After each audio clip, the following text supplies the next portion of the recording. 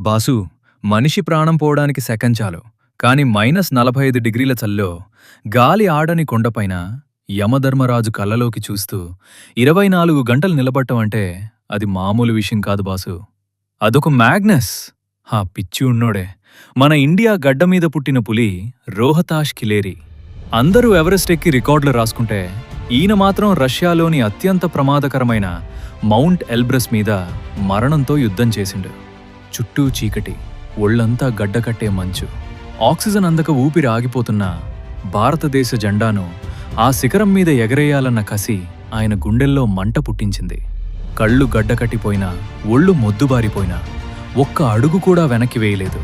ఆఖరికి 24 గంటల తర్వాత మృత్యువు కూడా తోక ముడిచింది. ప్రపంచమే షాక్ అయ్యేలా ఆ గడ్డకట్టే కొండపైన మన త్రివర్ణ పతాకాన్ని ఎగరేసిండు. ఇది బాసు మన ఇండియన్ తమ్ము అంటే. కసి ఉంటే కొండలైనా తలవంచాల్సిందే అని నిరూపించిన ఈ వీరుడి కోసం కామెంట్ బాక్స్లో జై హింద్ అని రచ్చ చేద్దాం.